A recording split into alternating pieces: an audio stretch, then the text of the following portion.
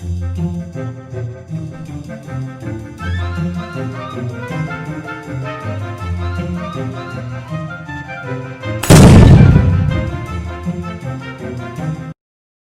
Students, आज हम आगे कर रहे हैं इकोनॉमिक्स में consumer equilibrium in single commodity case. कल हमने जो टॉपिक किया, अब उसकी इम्पोर्टेंस को समझना।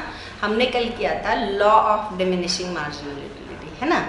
Law of diminishing marginal utility पढ़ चुके हो, यूटिलिटी पढ़ चुके हो, टोटल यूटिलिटी, मार्जिनल यूटिलिटी, ये सब बेसिक कंसेप्ट थे। एक्चुअल में हमें करना था कंज्यूमर इक्विलिब्रियम।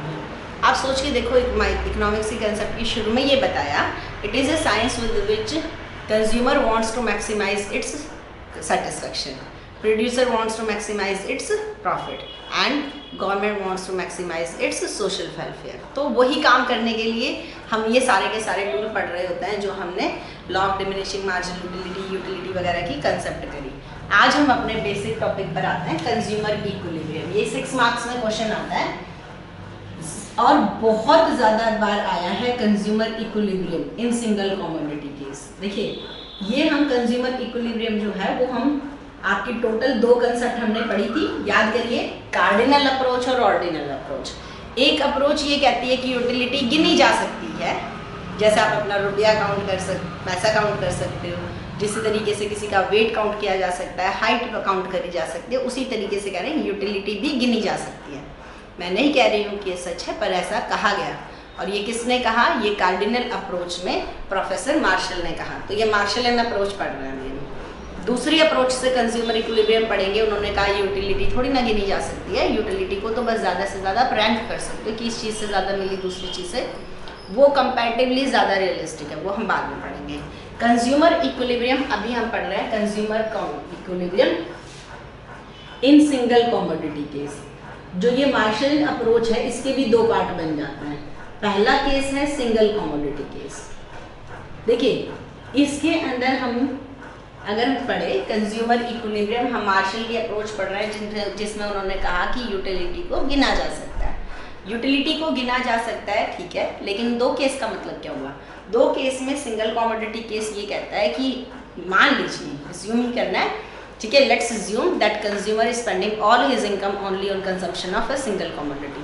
कि जो हमारा कंज्यूमर है वो अपनी पूरी इनकम को कहाँ खर्च कर रहा है? सिर्फ एक कमोडिटी के कंजम्पशन पर खर्च कर रहा है। आप कोई भी एग्जांपल ले लीजिए, ठीक है, कि आप मान लीजिए आपका एक कंज्यूमर है, वो सिर्फ अपनी पूरी इनकम को खाना खाने पर खर्च कर देता है। तो सिंगल कमोडिटी केस में उसको कितना खाना खाना चाहिए अपनी गिवन इनकम के साथ? हम यहाँ पर ये पता लगाएंगे। 2 कमोडिटी केस में थोड़ा सा बड़ा ले लेते हैं कि हमने कहा कि अगर वो अपनी इनकम को 2 चीज़ों के बीच में डिवाइड करेगा तो उसको दोनों चीज़ों का कौन सा कॉम्बिनेशन खरीदना चाहिए। ये हम 2 कमोडिटी केस में, लेकिन पहले हम यही कर रहे हैं अपनी consumer equilibrium in single commodity case. तो मैं आपको बिल्कुल 6 मार्क्स के क्वेश्चन से बता रही हूँ कि किस तरीके से लिखना है। कंज्यूमर इक्विलिब्रियम में हमने कंज्यूमर का मतलब समझा। Consumer is one who uses utility of a goods और सर्विसेज फॉर हिज और हर डायरेक्ट सेटिस्फेक्शन। जो अपनी ज़रूरत को पूरा करने के लिए, कोशिश करिए, कहीं अगर मैं डेफिनेशन बोलूँ तो कभी कभी आप साथ साथ नोट भी कर लें उसको, ठीक है। आप जितना ज़्यादा ऑनलाइन कोर्स को ना रियल कोर्स की तरीके से ट्रीट करोगे, आपको उतने ही अच्छे रिजल्ट मिलेंगे। हम लोगों ने अपनी परसेप्शन बनाई हुई है कि नहीं, टीचर सामने प्रेजेंट होना चाहिए तभी हमें समझ में आएगा। ऐसे भी पढ़ा जाता है, बहुत सारे देशों में ऐसे ही पढ़ा जाता है। तो आपको एक अपॉर्चुनिटी मिल रही है, कम से कम आपको एक नया लर्निंग सिस्टम सीखने का मौका मिल रहा है। सो अपने दिमाग को उसके लिए भी रेडी करिए, ठीक है। तो थोड़ा सा लिख लिया करिए, वीडियो तो पॉज कर सकते हो, क्लास में तो जो टीचर बोल रहे हैं आप पॉज भी नहीं कर पाते हो, तो यहाँ इतना करिए कि साथ साथ नोट लिखिए। तो कंज्यूमर की डेफिनेशन हमने लिखी, वन हु कंज्यूम्स और uses utility of a goods और सर्विसेज फॉर हिज और her direct satisfaction. And what is equilibrium? Equilibrium क्या है? स्टेट ऑफ बैलेंस, संतुलन बोलते हैं इसको। 2 पलड़े हैं तराजू के, वो जहाँ बराबर आ जाए उसको हम इक्विलिब्रियम कहेंगे, संतुलन कहेंगे, बैलेंस। अब ये बेस्ट जो है वो सिचुएशन होती है, उससे आगे या पीछे इम्बैलेंस है। तो कंज्यूमर इक्विलिब्रियम में हमने जो इसको इकट्ठा अगर करें तो कंज्यूमर इक्विलिब्रियम की कंसेप्ट को डिफाइन करें। कंज्यूमर इक्विलिब्रियम है, it is that level of satisfaction. मैंने कंज्यूमर और इक्विलिब्रियम की पहले लिखी थी, मैं सब नहीं लिख रही हूँ, इकट्ठा ही लिख रही हूँ कंज्यूमर इक्विलिब्रियम की definition. It is that level of satisfaction, that level of consumption actually, that level of consumption ये कंजम्पशन का ही लेवल बताता है। हमें ये बता रहा है कि आपने कहा कि हमने अपने सारे पैसे से आइसक्रीम खानी है, आपके पास जितने भी हैं, आपको ये बता रहा है आपको कितनी आइसक्रीम खानी चाहिए। तो it will reveal your level of consumption, that level of consumption where consumer की डेफिनेशन क्लियर है, where consumer gets maximum satisfaction, not just satisfaction but maximum satisfaction. अगर सेटिस्फेक्शन ही लेनी है ना तो उसके लिए इकोनॉमिक्स की ज़रूरत नहीं पड़ती, तो मिलेगी कुछ ना कुछ। अगर आप पैसा खर्च कर रहे हो तो कुछ ना कुछ तो फ़ायदा होगा ही, लेकिन मैक्सिमम के लिए आपको रैशनलाइज चीज़ों को करना पड़ता है। So you will get maximum satisfaction with given. PPC में रिसोर्सेज और टेक्नोलॉजी आए थे, कुछ बच्चे यहाँ पर भी लिख देंगे, मत लिखिएगा। कंज्यूमर के पास जो है with given income and price level. देखिए इनकम और प्राइस लेवल के अकॉर्डिंगली तो चीज़ें बदलेंगी ही। इनकम अगर हमारी बढ़ जाती है तो हम पहले जितने कॉम्बिनेशन के साथ कैसे खुश रहेंगे, है ना, हमें कम चीज़ें भी ज़्यादा चाहिए। प्राइस लेवल चेंज होता है, महंगाई बढ़ती है तो हो सकता है हम पहले से कम चीज़ें खरीद पाए सेम लेवल ऑफ इनकम पर। इन द सेम मैनर अगर हमारी इनकम जो है वही है लेकिन प्राइस कम हो जाता है तो हमारी परचेजिंग पावर तो बढ़ जाएगी ना। इनकम वही है, 100 रुपये ही है, लेकिन प्राइजेस जो है 10 से घटकर 5 हो गई, तो पहले जहाँ 10 चीज़ें खरीद पाते थे 20 चीज़ें खरीद पाओगे। तो गिवन इनकम और प्राइस लेवल पर कंज्यूमर अपनी चीज़ों को कैसे खर्चा करे, ठीक है, अपने पैसों को कैसे खर्च करे ताकि उसको मैक्सिमम सेटिस्फेक्शन मिल जाए, तो हम यहाँ पर वही लेवल बताते हैं। तो अगेन देखिए, it is that level of consumption where consumer gets maximum profit with given income and price level. ये गिवन लिखने बड़े ज़रूरी होते हैं, क्योंकि अगर ये नहीं लिख रहे हो तो आप कंडीशन तो बता नहीं रहे हो। कोई भी ऐसा लेवल नहीं हो सकता जहाँ पर हमें हमेशा के लिए मैक्सिमम सेटिस्फेक्शन। इनकम के आज जिस लेवल पर हम हैं वहाँ पर हमें चीज़ों का कोई कॉम्बिनेशन अच्छा लग रहा है, इनकम के नेक्स्ट लेवल पर हम कभी ऊपर जाएंगे तो वहाँ पर हमें यही लेवल ऑफ कंजम्पशन नहीं चाहिएगा, हमें से ज़्यादा चीज़ें चाहिएंगी सेम प्राइजेस के अकॉर्डिंगली। तो इनकम और प्राइजेस दो चीज़ों के साथ तो कंजम्पशन का सेटिस्फेक्शन लेवल बदलता ही है। तो गिवन अगर इनकम और प्राइस लेवल हो तो हमें दो चीज़ों, हमें वो एक ही चीज़ की बात है, कौन सा सेटिस्फेक्शन हमें यूज़ करना चाहिए, कौन सा हमें केस लेना चाहिए, कितनी यूनिट्स हमें कंज्यूम करनी चाहिए। ये है हमारा कंज्यूमर इक्विलिब्रियम। पहले हमने इसकी डेफिनेशन लिखनी है, फिर यहाँ पर हम बताएंगे कि जो कार्डिनल अप्रोच है वो ये क्या है। एक पॉइंट हमारा ये बनाया हमने डेफिनेशन का, दूसरा बनाएंगे कार्डिनल अप्रोच, जो किसने दी, पहले उनका नाम लिखेंगे प्रोफेसर मार्शल ने, और फिर हम ये लिखेंगे कि वो इसके अंदर क्या कहते हैं कि यूटिलिटी जो है वो आपकी क्या करी जा सकती है, यूटिलिटी को आप गिन सकते हो। Utility is a countable thing, ठीक है, ऑल्सो कंसेप्ट, तो आप इसको गिन सकते हो, ठीक है, इन यूटिल्स। जैसे हर चीज़ को मेजर करने के लिए, करेंसी के लिए हमने रुपया लिया, हमने यूटिलिटी को गिन सकते हो, कार्डिनल अप्रोच हो गई। इसके बाद तो हमारी फर्स्ट चीज़ हो गई कंज्यूमर इक्विलिब्रियम। फिर हमने लिखना है इसमें what do we mean by single commodity case. Single commodity case है क्या? सिंगल कमोडिटी केस है कि कंज्यूमर इज स्पेंडिंग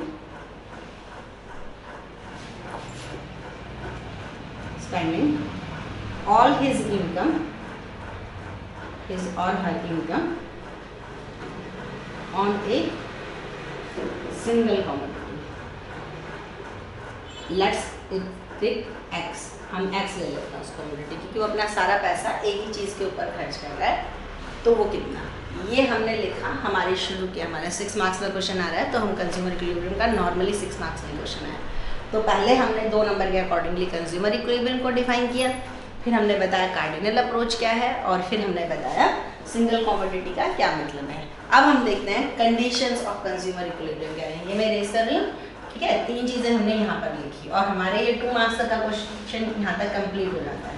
इसके बाद सही क्वेश्चन शुरू होता है। यहाँ तक अगर आप देखें ना, हमने बहुत ज़्यादा नई चीज़ भी नहीं लिखी, ये चीज़ हम थोड़ी थोड़ी पहले भी डिस्कस कर चुके हैं। अब जो है, अब बिल्कुल हम देखते हैं, अब एक हेडिंग डलेगा, ठीक है, प्रॉपर तरीके से, कंडीशन ऑफ। और अगर हम ये कहें ना, आपके इस क्वेश्चन की सोल यही वाला पार्ट होता है, ठीक है, ऊपर का 2 गया, अब ये 3 नंबर में आपकी कंडीशन और इनकी एक्सप्लेनेशन जाएगी, फिर लास्ट में बस फाइंड आउट करते हैं इस क्वेश्चन को। Condition of consumer equilibrium in single commodity case. ये हमने हेडिंग बनाया, ठीक है।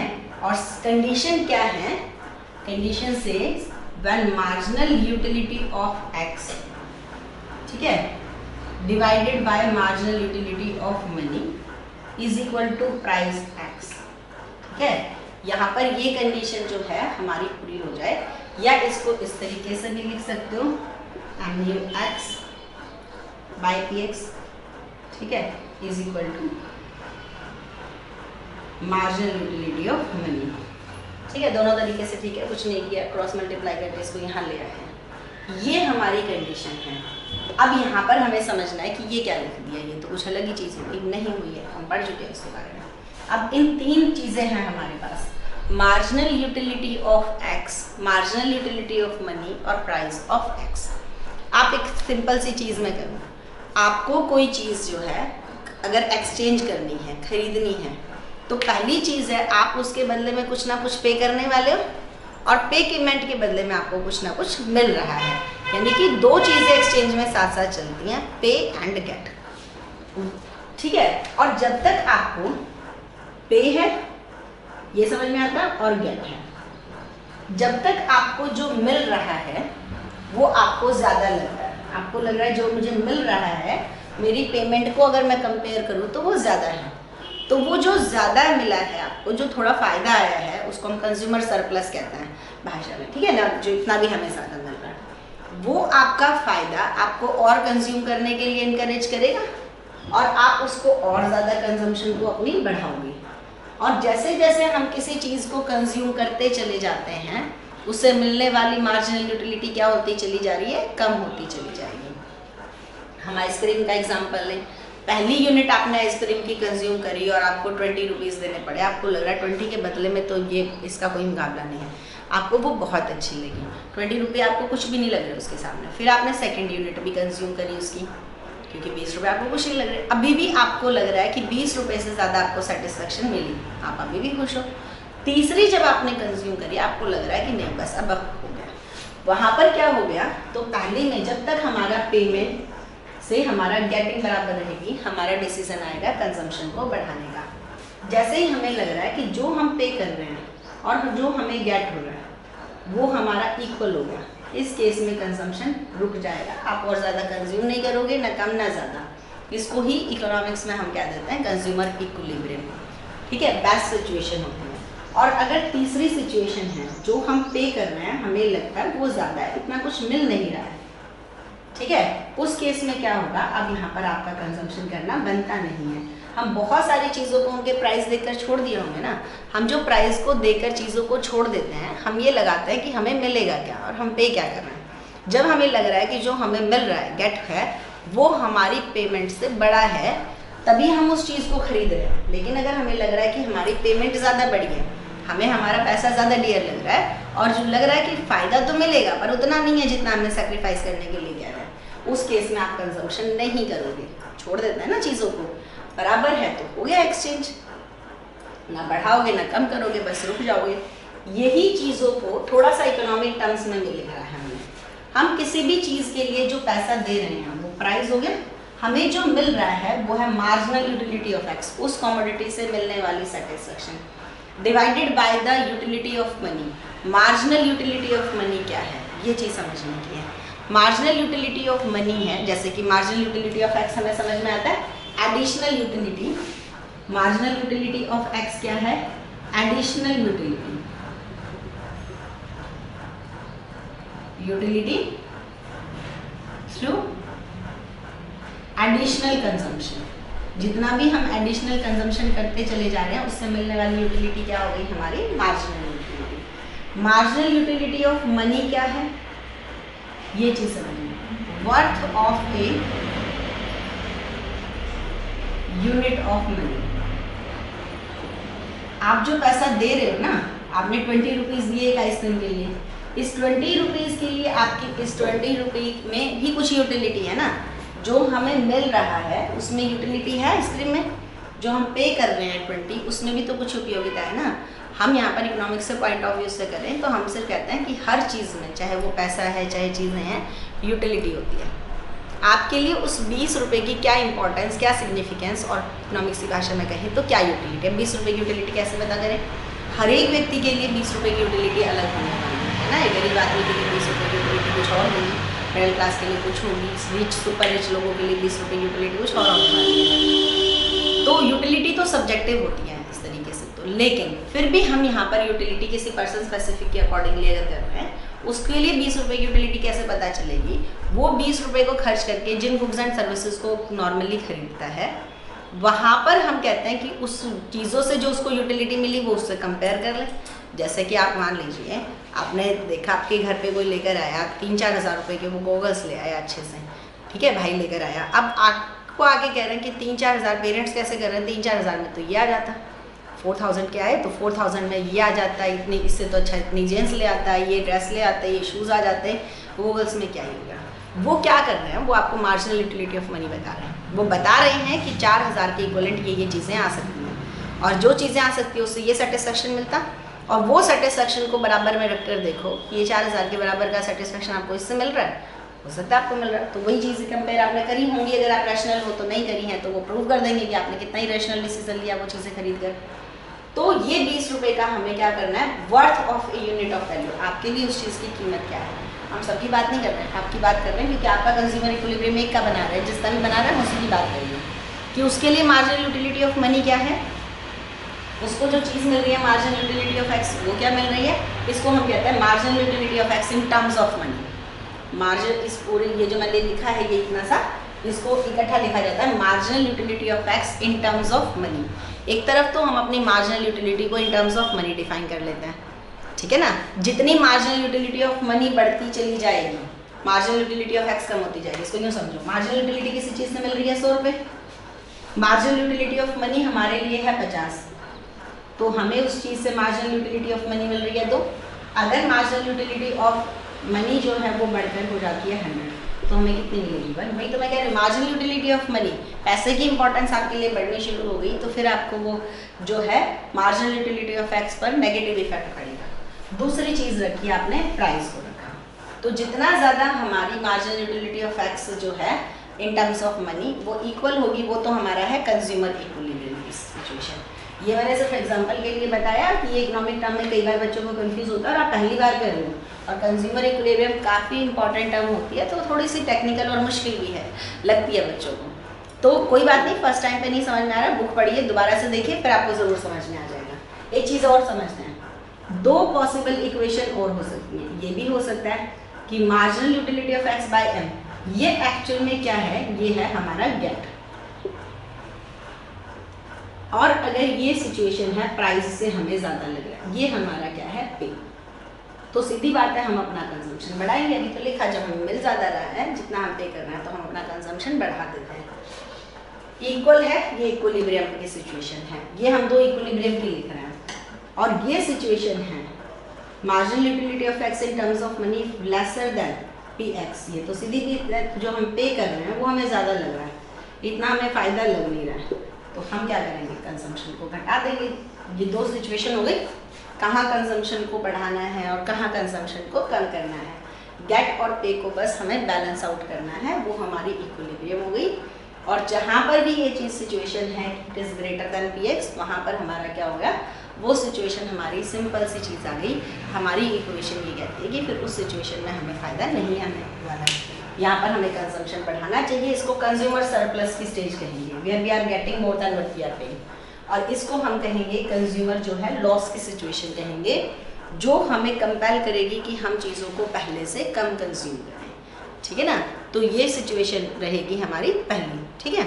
तो ये हमारी सिंगल कमोडिटी केस का एक और पार्ट हुआ। सिंगल कमोडिटी केस में हमने लिखा, कंडीशंस लिखी और ये बताया। अब हम इन तीनों एलिमेंट की प्रॉपर्टी समझते हैं। मार्जिनल यूटिलिटी ऑफ एक्स को डिफाइन तो कर लिया, एडिशनल यूटिलिटी, इसकी प्रॉपर्टी क्या है? ये लगातार कम होता जाएगा। क्यों कम हो रहा है? Law of diminishing marginal utility काम कर रहा है। मार्जिनल यूटिलिटी ऑफ मनी को हमने कांस्टेंट मान लिया है। ये सिर्फ मानने की बात है, हमारे लिए पैसे की यूटिलिटी कभी एक जैसी नहीं रहेगी।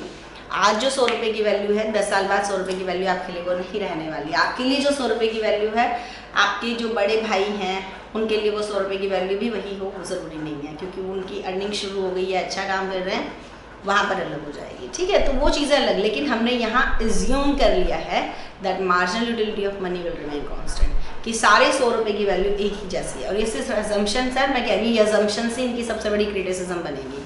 पहले अजम्पशन तो हम यही लेकर चल रहे हैं कि यूटिलिटी गिनी जा सकती है, यही सबसे बड़ी दिक्कत आ जाएगी जब लास्ट में इसको क्रिटिसाइज करेंगे। अब दूसरी भी ले ली है कि marginal utility of money will remain constant, again इसमें दिक्कतें आएंगी, लेकिन हम ये मान लेते हैं मार्जिनल यूटिलिटी ऑफ मनी जो है वो कांस्टेंट रहेगी। तीसरी चीज जो है price of x. Price of x की बात है, ये क्या है, चीज की कीमत है, प्राइसेस ऑफ ए कमोडिटी, और इसकी नेचर क्या होती है, ये इंडिपेंडेंट होता है।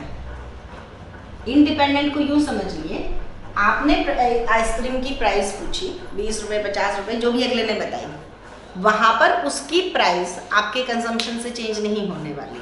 आप अगर आज के दिन ज़्यादा अनाज कंज्यूम करना शुरू कर दो, आप अकेले की बात कर रहे हैं माइक्रो में इंडिविजुअल की, आपके अकेले के खाने से तो अनाज महंगा नहीं हो जाएगा। और आप फास्ट रख लीजिए, ठीक है, मत खाओ 2 दिन 3 दिन, क्या अनाज आप जो है सस्ता करा सकते हो कि डिमांड कम हो गई, पता भी नहीं किसी से चलेगा। प्राइजेस जो होते हैं एक के लेवल पर इंडिपेंडेंट प्ले करते हैं, इसलिए प्राइस की नेचर हम यहाँ लगा ले रहे हैं इंडिपेंडेंट। 3 चीज़ें हमने ली, मार्जिनल यूटिलिटी ऑफ एक्स, किसी भी चीज़ से मिलने वाली उपयोगिता एडिशनल, उस पर law of diminishing marginal utility काम कर रहा है कि जैसे जैसे हम एडिशनल आइसक्रीम खा रहे हैं, हर एक आइसक्रीम से मिलने वाली मार्जिनल यूटिलिटी कम होती जा रही है, उसका ट्रेंड क्या हो गया, डिक्रीजिंग। दूसरी है marginal utility of money, money से हमें जो है क्या सेटिस्फेक्शन मिल रही है एडिशनल यूनिट से, तो वो हमारी क्या हो गई, कांस्टेंट। और ये चीज़ हमारी क्या हो गई, प्राइस ऑफ एक्स जो है वो इंडिपेंडेंट है। तो मेनली हमारा ये हो गया। कल हम इसका एक और पार्ट पढ़ेंगे, और ये आज मैं इसलिए करा रही हूँ, थोड़ा सा टेक्निकल हो जाएगा, बच्चों को एक दिन में इतना ही समझ में आएगा। मेनली हम कल जो इसका नेक्स्ट करेंगे, इसको आप अच्छी तरीके से समझ लीजिए, फिर हम सेम टॉपिक को टेबल और डायग्राम की हेल्प से पूरा करने वाले हैं, ठीक है। आपको समझ आएगा और बहुत ध्यान से पढ़िएगा इस चैप्टर को, और मेनली इस पार्ट को। ये 6 मार्क्स में है, इस क्वेश्चन को बिल्कुल भी फॉर ग्रांटेड मत लीजिएगा। Thank you.